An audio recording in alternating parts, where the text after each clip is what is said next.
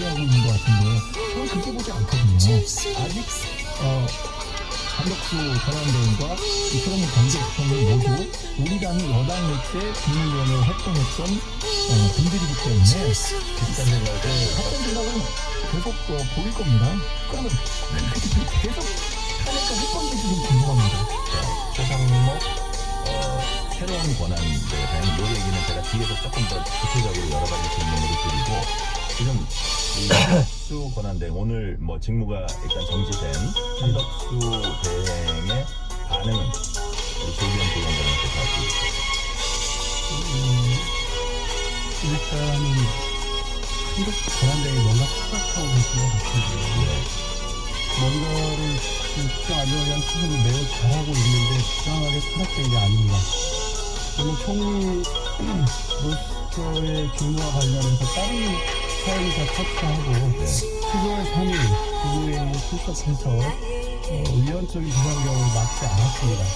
오늘 어제도 김영현 전 장관의 얘기에 의하면 사전에 국무총리에 보고를 하고 본인이 대통령에게 비상경을 건의했다고 밝힌다고 했습니다. 먼저 알았다면 어떻게 몇 분 차이인지는 모르겠습니다만 적어도 비상경 관련된 국무회의 관련 내용을 듣고 본인이 국무위원들을 불러서 소리를 했다고 했습니다. 미리 알고 있었고 국무위원들을 불러서 비상경의 요건을 만들어줬습니다. 이것은 그냥 어쩔 수 없이 본인의 국무위원으로서 안 그렇겠어 간 거고 반대했다고 스텝에서 면책할 수가 없습니다. 위법한 행정적이거나 군사적 명령에 거부하지 않는 것도 내란 도전입니다. 특히나 저번 판례에 이렇게 나와 있습니다. 이 부분이 명확한데 어쩔 수 없이 더 이상의 국정 혼란을 막기 위해서 한덕수 총리에게 권한대행을 하도록 한 것인데 지난 2주 동안 실제 굉장히 이 환율이든 주가든 대외적 불확실성 측면에 대한 외국의 시각이든 하나도 안 변하고 계속 불안정성이 계속되고 있는데 한덕수 총리가 상임 헌법재판관에 대한 임명 절차에 대한 명확한 입장을 밝혔어도 이 상황까지 오지 않았습니다. 이 부분에 대한 개인 책임이 분명한 건데 여야 합의가 불가능할 것을 알면서 여야 합의해 올 때까지 상임 임명에 대한 것을 고려하겠다. 안 하겠다는 입장을 분명히 했고요. 어제 그 시점 이후에 한일을 또다시 얘기를 했습니다. 못된 이상의 발생인지에 대한 책임을 전혀 느끼지 못하고 여전히 여야 합의를 얘기하고 국정 혼란에서 마치 자신이 큰 결단을 한 것처럼 입장 생각을 하는 것은 지금 같은 상황, 그에 대한 책임에 대한 완전 인식을 제대로 못하고 있다고 생각합니다. 자, 정광재 대변인 지금 조기현 위원장 얘기를 들어보니까 위헌적 국무회의 참석해서 막지 못했다는 것도 공사한 거나 마찬가지 아니냐는 취지로 이제 말씀하셨고 그다음에 또 더군다나 김용현 전 국정장관 측의 변호인단의 기자회견을 보니까 사전 보고까지 시점은 모르지만 여튼 사전 보고까지 받았고 더더군다나 좀 이것이 절차가 진행돼야 될 텐데 헌법재판관 임명마저 보류했을 때 과연 이 혼란을 할 수 있느냐 이런 취지로 이제 말씀하셨는데 그런 데 대한 좀 반론이 지금 좀 전에 자료를 냈네요. 그 당에서 탄핵 사유 자체가 법률적 헌법적인 위반이 전혀 없다.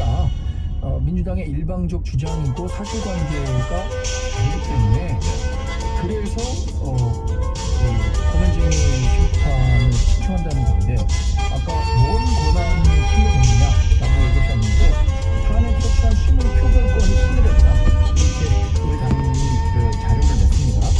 근데 뭐 대표적으로 내란의 강조했다라고 얘기하는데 지금 김영현 전 국방장관 측에서 얘기했었던 거를 즉각 한덕수 권한대행이 반박했었단 말이에요. 국무회의 열리기 전에 안 바가 없다. 그게 어떻게 내란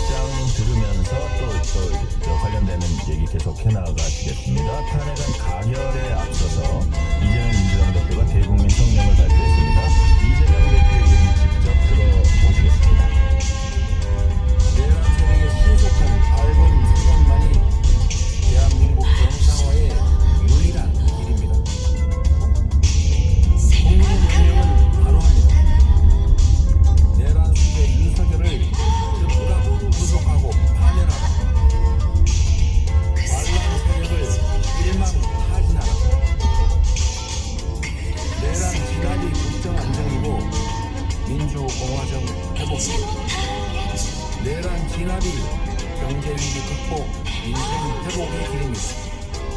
내란 진압만이 지금 이 순간 대한민국의 비상 과제입니다. 오늘 저희 민주당은 국민의 명령에 따라 한덕수 국무총리를 탄핵합니다. 자, 정광재 대변인. 어쨌든 내란 진압만이 대한민국의 비상 과제다. 내란 시대를 즉각 교섭하고 파면해야 한다는 취지를 얘기했거든요. 이 발언은 어떻게 들으셨어요? 근데 지금 우리나라의 내란이 진행 중이라는 부분에 대해서 정리할 수 있는 것일까요? 그리고 내란과 관련해서는 지금 수사가 진행 중입니다. 저는 뭐 내란 혐의를 받는다는 점에서는 충분히 공감할 수 있습니다. 그리고 그때 당시에 계엄이 선포된 이후에 불과 3시간 만에 계엄이 폐쇄가 됐어요. 국회에서. 그리고 6시간 만에 대통령이 계엄 해제를 선포했고요. 그렇다면 사실 그 내란이 있었다고 치더라도 그 6시간 만으로 끝난 것이지 이후의 과정까지 내란의 연장선상이라고 하는 것은 그야말로 정치적으로 민주당이 윤석열 대통령과 우리 당에 대해서 정치적으로 호도하는 것이지 지금 내란 상태를 하면 우리가 어떻게 이렇게 방송도 하고 평화롭다고 하기는 어렵겠습니다만 일상이 유지되고 있잖아요. 근데 이런 부분은 계속 내란이 유지되고 있다. 내란의 잔고를 없애겠다라는 것은 정치적 용어라고 생각합니다. 자, 내란이 유지되고 있다는 것은 맞지 않다고 이제 정광재 대변인 얘기하셨는데, 자, 조기영 부위원장님은 어쨌든 그 파장이나 경제니 안보니 이런 것들은 현재 진행형이다 이렇게 보시는 건가요? 그렇죠. 이재명 대표의 이런 입장 발표를 있지만 실제 안전을 위해서는 혼란을 수사하기 위해서는 이 내란 사태 부족한 수습이 1차적입니다. 그래서 헌법재판소에서는 다행히는 이제 절차가 시작됐고 헌법재판소도 신속하게 진행하겠다고 하니 그나마 다행인데 중요한 것은 유진체제로 시작했습니다. 판명이 언제 어떤 방식으로 될지 아직도 한데 그렇하죠. 이 부분에 문제가 있고 내란이 계속되고 있다는 것은 실질적으로 아까도 말씀드렸지만 내란에 관여했던 범위, 실제 기획된 내용이 어디까지인지는 정확히 밝혀지지 않겠습니다. 지금 노상원 씨 관련된 수사에서 나오고 있는 여러 가지 사실관계, 수첩이라든가 그것들을 통해서 밝혀지는 내용은 단순하게 12월 3일날 국회나 선관위의 계엄군을 투입해서 그 기회를 일시적으로 마비에 그치지 않고 이 내란 사태를 확대해서 전국적으로 상당한 국민들 다수의 위험을 발생할 수 있는 내용까지 기획된 것으로 보여지고 있고 특히 북한을 개입시키려는 기획과 의도가 있었다는 의혹도 계속되게 되고 있습니다.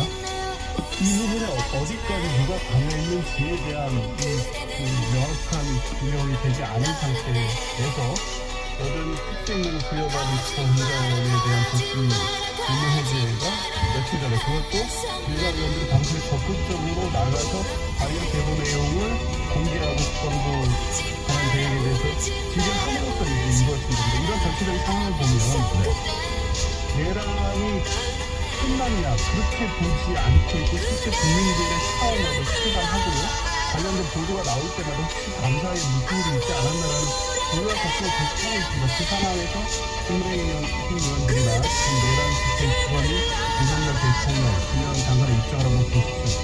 내란이라고 말을 꺼내는 것 자체부터 이걸 맡고 있습니다. 국민의원은 또 내란이 그게 싫어하는데 왜 내란을 주장하냐면 오히려 역정을 내고 있습니다. 지금 이 상황이 정상적인 상황이고 고비를 넘었고 수습이 돼서 지금 안정화된 건 그겁니까? 계속되고 있는 상황입니다. 그래서 대통령의 심판 절차 3일을 빨리 안배에서 진입해서 가는 것에서부터 시작하고 수사도 대통령으로서 신속히 진행이 되고 여기가 첫 출발인데 첫 발도 못 됐다고 보는 게 지금 맞습니다. 그렇기 때문에 이 수습을 위해서는 한덕수 총리가 이 관련된 권한대행에서 역할을 하지 않았기 때문에 탄핵할 수밖에 없다는 거죠. 네. 자, 사상초 이후 대통령 권한대행 탄핵 소추안 두고 국민의힘은 강하게 반발했습니다. 여기서 권성동 국민의힘 원내대표 발언 들어보시겠습니다. 비상계엄 선포로 인한 행위에 대해서는 지금 탄핵 심판이 진행 중이고 형사법적인 문제에 대해서는 수사가 진행 중에 있습니다. 수사기관과 헌법재판소를 신뢰하고 믿고 기다리면 되는 것입니다. 그럼에도 불구하고 이렇게 압박을 가하고 겁박을 하고 자기 뜻대로 되지 않는다고 화를 내면서 권한대행에 대해서 탄핵 소추안을 발의하는 것은 그야말로 민생은 아랑곳하지 않고 애교도 아랑곳하지 않고 경제도 아랑곳하지 않고 오로지 대통령 당선으로 자신의 범죄를 덮겠다는 그 대전략 하에 움직이는 행동이다, 이렇게 생각을 합니다. 반드시 국민들로부터 응분의 심판을 받을 것이라고 생각합니다.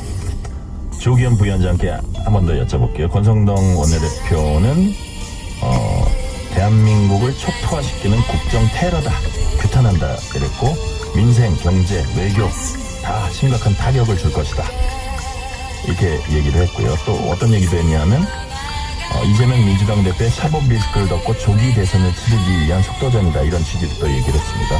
이런 해석이랄까, 이런 주장은 어떻게 보십니까? 전혀 사실 맞지 않고요. 맞지 않아요? 지금 이 사태 수습에 여당도 책임이 있는 거 아닙니까? 국민의힘은. 근데 제대로 된 사과도 없이 이 상황을 지금 대선의 유불리로만 해석해서 정쟁으로 몰고 가는 쪽으로 선택을 한 것 같습니다. 첫 번째, 12월 3일부터 오늘까지의 환율하고 주식시장 상황을 한번 보십시오. 12월 3일 비상계엄 이후에 12월 4일 날 환율은 폭등하고 주식시장 폭락하고 그렇게 시작됐습니다. 신속하게 탄핵소추안을 민주당이 제출했고요. 12월 9일 날인가요? 부결됐을 때 다시 올라갑니다.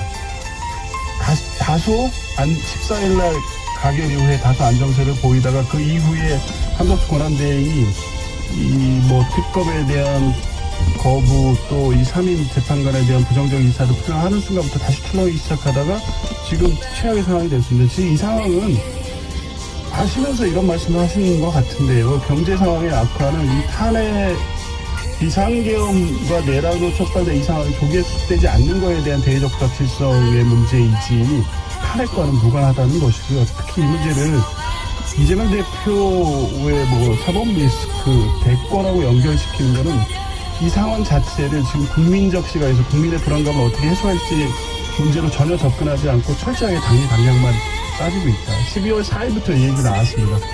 비상계엄 내란 사태로 국민들이 충격과 공포에 빠졌는데 대권 이재명 대표한테 대권을 그냥 받치 생겼다, 이 한탄만 나온 게 국민의힘인데 지금 여전히 그 시각에서 바뀌지 않아서 더 나가서 오히려 공세적으로 이재명 대표에 대한 공격을 통해서 이 상황을 지금 넘어가겠다고 입장이 정리된 것 같은데요. 국민들이 어떻게 생각하실지 전혀 생각하지 않는 것 같고요. 저는 이게 일부 지지층의 어떤 지지, 그리고 정당 지지율에서 횡보하는 것에 고무된지는 모르겠지만 결국에 보수 개멸을 스스로 자초하고 있다라고 볼 수밖에 없습니다. 자, 조기현 부위원장님이 보수 개멸 얘기까지 하시면서 민생 경제 심각한 타격을 주는 거는 권성동 원내대표 얘기와는 달리 이 상황이 수습되지 않고 혼란이 정리되지 않았기 때문이다 라고 말씀하세요. 정광재 대변인 어떻게 보세요? 일단 12월 3일에 있었던 비상계엄 선포가 네. 우리 대한민국에 대한 컨트리 리스크, 그러니까 국가 위험도라고 하는 거죠. 외국에서 보는 대한민국의 위험도를 높였다는 측면은 좀 동의하지 않을 수가 없다고 생각합니다. 네. 그런데 그 이후의 과정에 대해서 그것을 오로지 정부와 여당의 탓이라고 하는 것도 어폐가 있다고 생각합니다. 예를 들어서 환율이 올랐다? 한덕수 권한대행이 3인 체제 3명의 헌법재판관을 임명하지 않겠다라고 해갖고 환율이 오른 게 아니에요. 네. 그렇게 하면 한덕수 권한대행을 탄핵하겠다라고 하는 시점부터 올란 거예요. 그러니까 이게 선후관계를 우리가 진짜 정치적으로는 본인들의 정치적 이익에 맞게 해석할 수는 있지만 이것이 오로지 상대 정당의 탓이다라고 돌리기에는 저는 인정합니다. 12월 3일에 있었던 비상계엄 사태가 우리 대한민국의 경제를 악화시키는 단초가 됐다는 데는 공감합니다만, 네. 그러면 그 악화된 경제를 살리기 위해서 여야가 머리를 맞대서 이 국정 안정을 기하고 한덕수 권한대행 체제의 안정성을 확보하려고 했다면 오히려 더 안정을 찾을 수도 있었을 텐데 그것을 더 흔들려고 하니까 악화된 측면도 있다고 저는 생각하거든요. 그러니까 오로지 그게 상대 정당의 책임이다라고, 그러니까 국민의힘과 정부의 책임이다라고 말하기는 어려운 상황이라고 봅니다. 네, 이 시간 교통 상황 알아봅니다. 라디오 교통정보센터 김민혜 리포터 나와주세요. 네, 이 시각 교통 정보입니다. 올해 마지막 금요일이 오늘 퇴근 시간대가 가까워지면서 이동량 빠르게 늘고 있습니다. 우선 서울시내 간선도로는 올림픽대로 하남 쪽 방화대교에서 가양대교 부근 4차로와 갓길에 걸쳐서 추돌 사고나 처리하고 있고요. 강변북로 구리방면은 영동대교에서 청담대교 부근 4차로에 고장난 차가 있습니다. 고속도로는 경부고속도로 서울 쪽으로 수원 부근 1, 3, 5차로에 걸쳐서 사고 발생했습니다. 처리가 이어지면서 일대로 혼잡하고요. 영동고속도로 인천 쪽은 광교터널 부근 1차로에서도 사고 처리 이어지고 있어서 각별한 주의가 필요하겠습니다. 또 서해안고속도로 서울 쪽은 서산 휴게소 부근 2차로와 갓길에서 고장난 대형 화물차를 처리 중입니다. KBS 교통정보센터였습니다. 퇴근길, 당신과 함께 읽는 세상 이야기. KBS 일라디오 뉴스레터 K.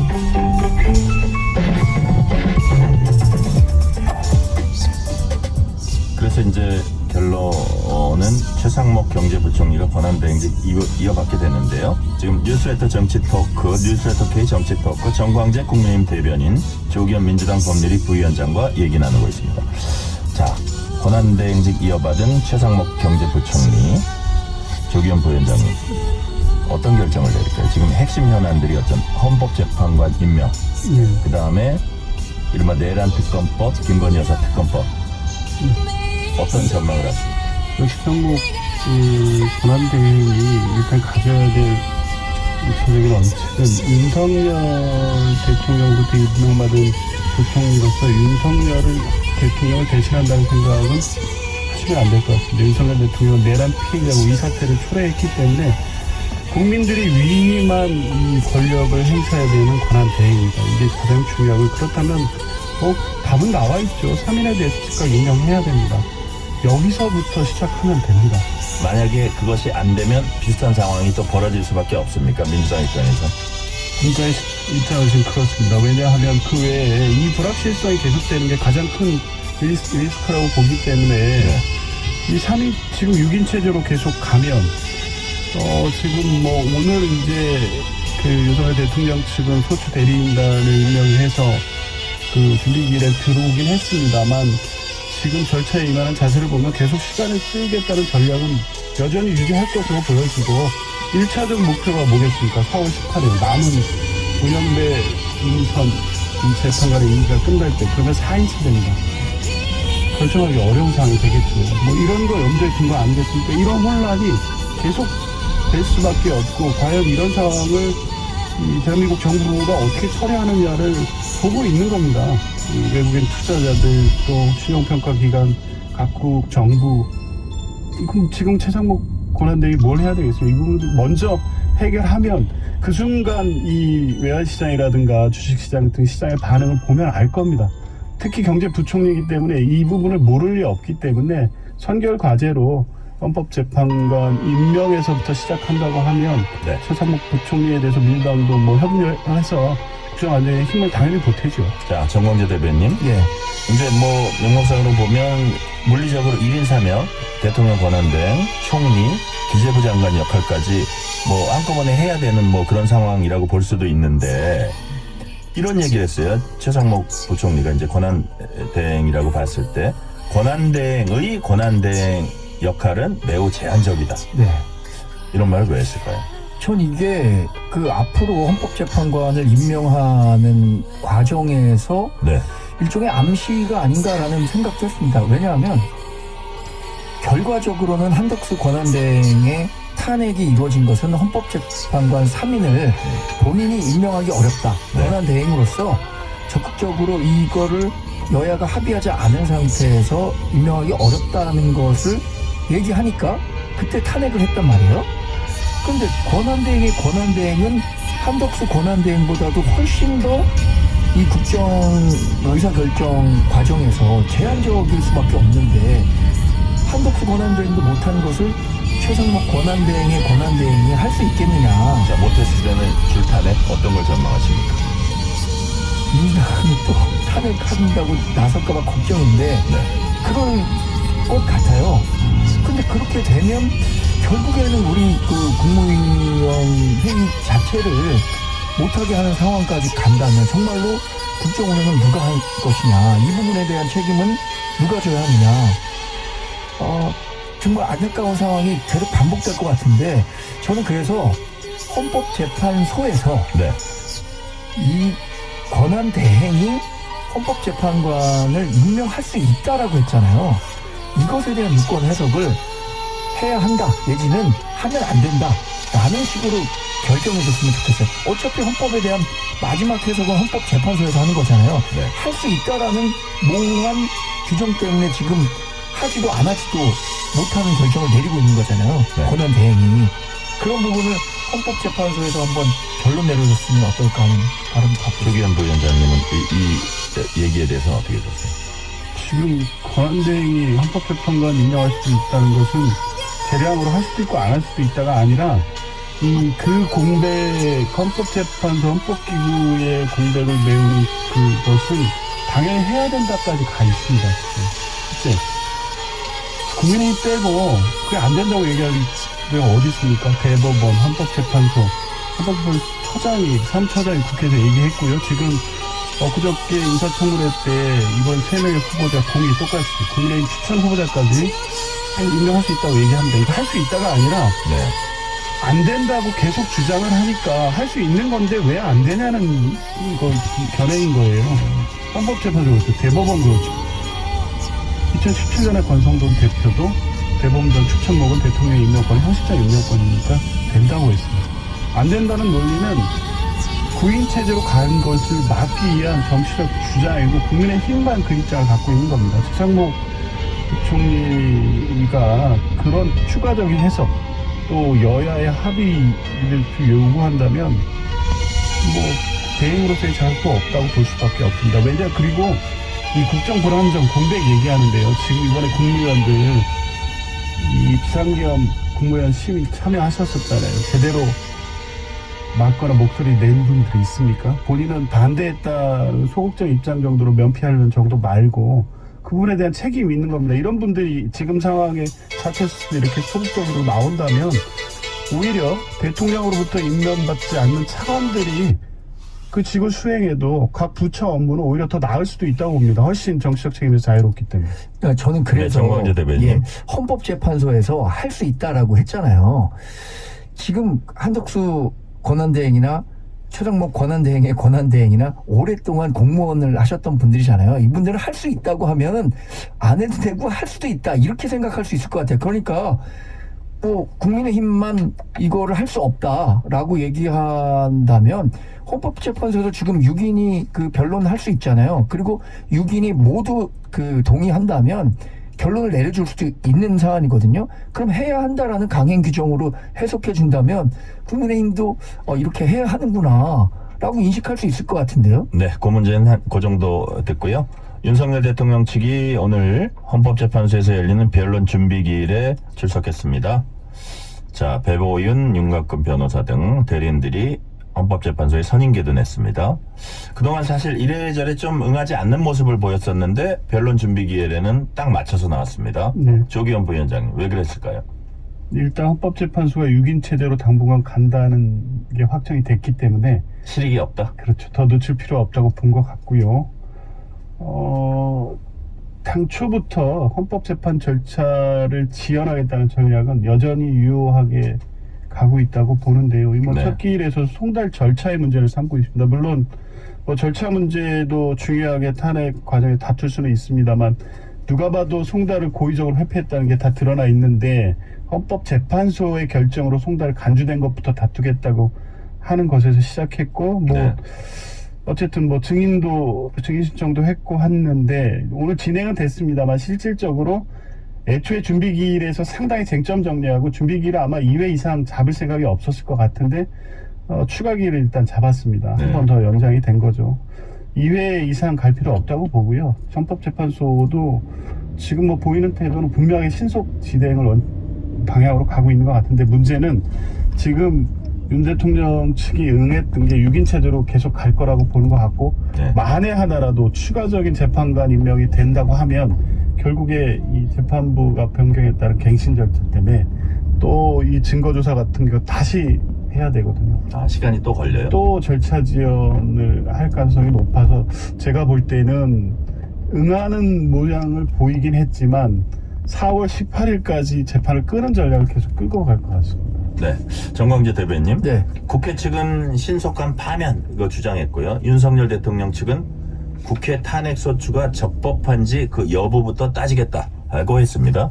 구체적으로 어떤 부분을 살펴보겠다는 건가요? 이게 12월 3일과 12월 12일에 있었던 12월 며칠이죠? 12월 7일과 14일에 있었던 탄핵 표결. 그 표결이 거의 내용만 같은데 그 회기를 바꿔가면서 했던 것이 절차적으로 적당했느냐라는 대한 문제 제기가 있는 것 같아요.